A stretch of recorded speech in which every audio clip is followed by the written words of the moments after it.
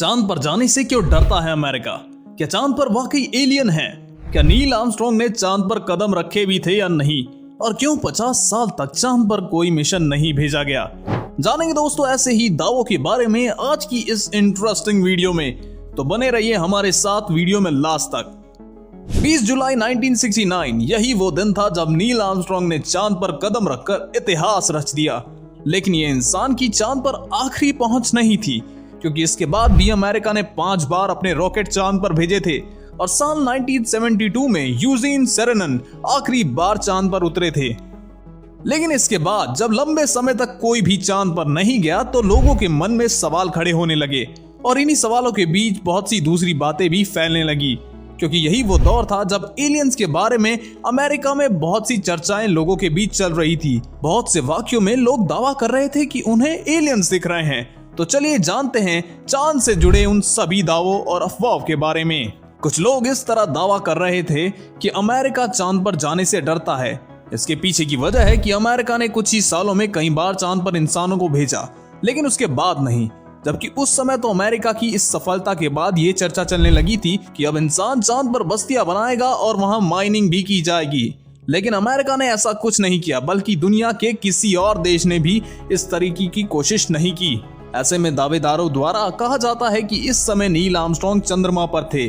उस समय उनका एक टेलीकास्ट हो रहा था जो कि जानबूझकर रोक दिया गया, क्योंकि उस समय वो बताना चाहते थे कि वहां उन्होंने बहुत सारे टावर्स देखे जिनकी ऊंचाई 2 से 2500 मीटर थी। लेकिन टेलीकास्ट को रोककर इस जानकारी को लोगों से छिपा लिया गया, क्योंकि इन टावर्स को एलियंस ने बनाया था, वो भी कई हजार साल पहले, और इन टावर्स से पृथ्वी पर नजर रखते थे।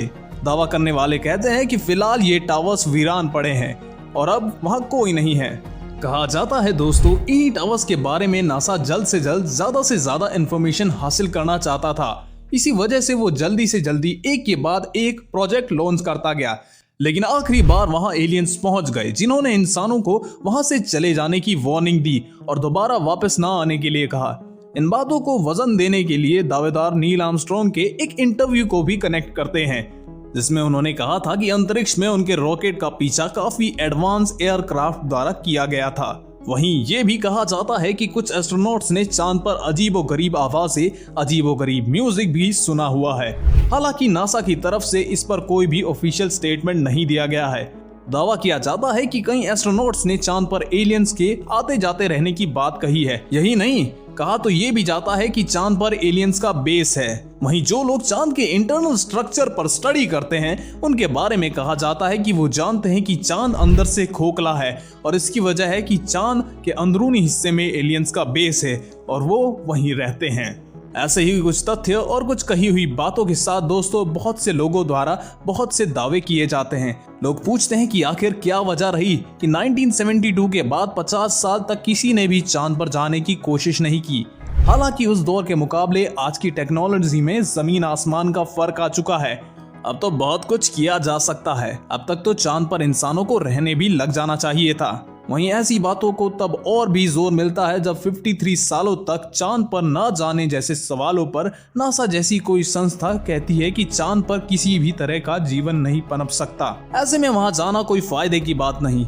लेकिन फिर सवाल करने वाले तो सवाल पूछते हैं कि अब क्यों अमेरिका और दूसरे देश चांद पर पहुंचना चाहते हैं अगर वहां पर जीवन पनप ही नहीं सकता तो? आखिर अब ऐसा क्या है जिसे जानने के लिए इतने साल बाद चांद पर यान भेजे जा रहे हैं? ये तो सही है कि चांद की जमीन काफी मिस्टीरियस है, जबकि चांद के बारे में ये थ्योरी दी जाती है कि जब पृथ्वी से एक बड़ा सा उल्का पिंड टकराया था तब पृथ्वी के 2 टुकड़े हुए और एक टुकड़े को पृथ्वी कहा गया और दूसरे टुकड़े को चांद यानी पृथ्वी के उपग्रह का नाम दिया गया। ऐसे में अगर चांद पृथ्वी का ही हिस्सा है तो आखिर वहां की जमीन में इतना फर्क क्यों है? और इस बात से भी बल मिलता है कि कुछ वैज्ञानिकों के मुताबिक चांद धरती से भी ज्यादा पुराना है, क्योंकि जब चंद्रमा की मिट्टी से मिले तत्वों की जांच की गई तो पता चला कि चांद करीब 550 करोड़ साल पुराना है, लेकिन पृथ्वी सिर्फ 450 करोड़ साल पुरानी। इसलिए कहा जाता है कि चांद का धरातल पृथ्वी से अलग है। वेल दोस्तों, ये तो बात रही चांद पर इंसान के पहुंचने और एलियंस के दावों की। लेकिन दोस्तों, दुनिया में बहुत से लोग ऐसे भी हैं जो मानते हैं कि उस समय चांद पर कदम रखा ही नहीं गया था। अमेरिका के 5% लोग चांद पर लैंडिंग को झूठ मानते हैं। ऐसे लोगों का तर्क होता है कि उस समय तकनीकी खामियों के चलते मिशन फेल हो गया था। वहीं ये भी कहा जाता है कि यूएसएसआर के साथ स्पेस रेस में शामिल होने के लिए और खुद को बेहतर साबित करने के लिए नासा ने चांद पर उतरने का झूठा नाटक किया था।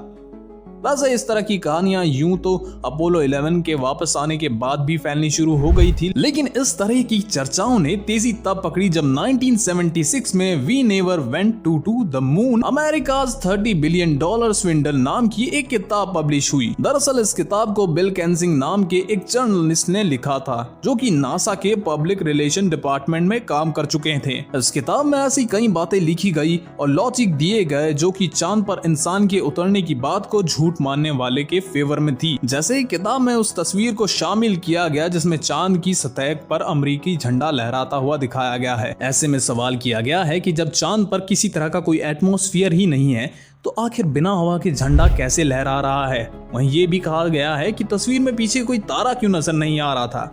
किताब में खड़े किए गए सवालों के जवाब में कैलिफोर्निया यूनिवर्सिटी में काम करने वाले एस्ट्रोनॉमर माइकल रिच ने कहा कि ऐसा इसलिए नजर आ रहा था क्योंकि नील आर्मस्ट्रांग और बज एल्ड्रिन ने अपनी ताकत से झंडे को सतह पर जमाया था, इसलिए ऐसा करते वक्त झंडे में सिलवटें पड़ गई और वो दिखाई दे रही थी।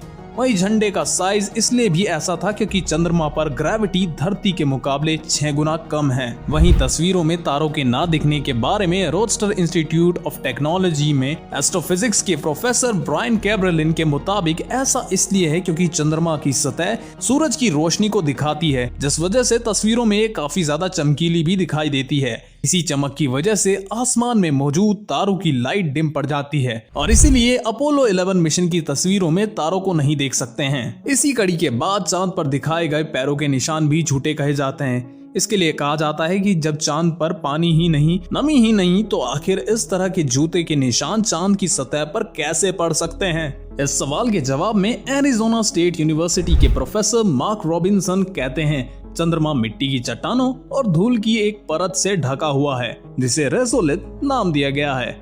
यह सतह कदम रखने पर आसानी से दब जाती है। अब क्योंकि मिट्टी के कण भी इस परत में मिले रहते हैं, इसलिए पैर के हट जाने के बाद पैरों के निशान बने रहते हैं। वहीं इन निशानों के बारे में तो मार्क ये भी कहते हैं कि चंद्रमा पर मौजूद पैर के निशान लाखों सालों तक ऐसे ही रहेंगे क्योंकि चांद पर एटमॉस्फेयर ही नहीं है। वहीं 50 साल तक चंद्रमा पर कोई मिशन ना किए जाने की वजह बजट भी बताया जाता है क्योंकि चांद पर जाना बहुत ही महंगा पड़ता है। लॉस एंजलिस की कैलिफोर्निया यूनिवर्सिटी में एस्ट्रोनॉमी के प्रोफेसर माइकल रिच के मुताबिक चांद पर इंसानी मशीन भेजने में काफी खर्च आया था, जबकि इसका वैज्ञानिक फायदा कम ही हुआ। वहीं जानकारी के मुताबिक उस समय ऐसा पॉलिटिकल वजहों से किया गया था और इस बात की परवाह ना की गई कि ये महंगा है या नहीं, क्योंकि अमेरिका यूएसएसआर के साथ स्पेस रेस में शामिल होना चाहता था, क्योंकि उस समय माना जा रहा था कि अगर यूएसएसआर पहले पहुंच गया तो उसका वहां कंट्रोल हो जाएगा।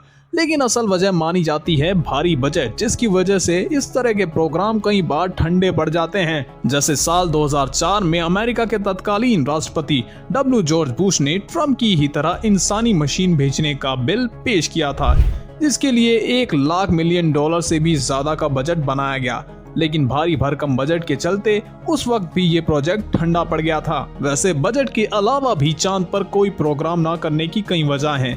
माइकल रिच के मुताबिक क्योंकि ऐसी मशीन की वैज्ञानिक फायदे कम हैं, इसलिए इसके खर्चील बजट के लिए कांग्रेस की मंजूरी हासिल करना एक मुश्किल काम होता है। वहीं इसकी दूसरी वजह बताई जाती है कि नासा सालों से दूसरे और भी कई प्रोजेक्ट्स को पूरा करने में लग रहा है। इन सालों में नासा ने कई नए सैटेलाइट बनाए, जुपिटर पर खोज की, इंटरनेशनल स्पेस स्टेशन स्टैब्लिश किया, दूसरी गैलेक्सीज और प्लैनेट्स पर स्टडीज की। तो इस तरह के बहुत से कामों में नासा बिजी रहा। वैसे नासा तो खुद कई सालों से चांद पर दोबारा इंसानी मशीन भेजने की वकालत करता रहा है। हालांकि चांद पर जीवन नहीं पनप सकता, लेकिन फिर भी ऐसी कई वजह हैं जिनकी वजह से नासा दोबारा इंसानी मशीन की वकालत करता है। बता दे फिलहाल रूस ने 2031 तक चांद पर पहुंचने की योजना बनाई है। वहीं एक प्राइवेट एंटरप्राइजेस ने स्पेस बिजनेस का मॉडल भी लॉन्च कर दिया है, जिसमें चांद पर खनिजों का खनन किया जाएगा और चांद से लाए गए पत्थरों को उसी तरह बेचा जाएगा जिस तरह से नीलम और पन जैसे पत्थरों को बेचा जाता है। तो दोस्तों ये थे चांद पर एलियंस के बारे में किए जाने वाले दावे और नासा जैसी संस्थाओं के तर्क जो कि एक दूसरे से बिल्कुल ही उलट रहते हैं। वेल, आपका इनके बारे में क्या ख्याल है? आप क्या मानते हैं कि चांद पर एलियंस हैं या नहीं? कमेंट करके बताइए। वीडियो पसंद आई हो तो वीडियो को लाइक करके चैनल को सब्सक्राइब भी करें।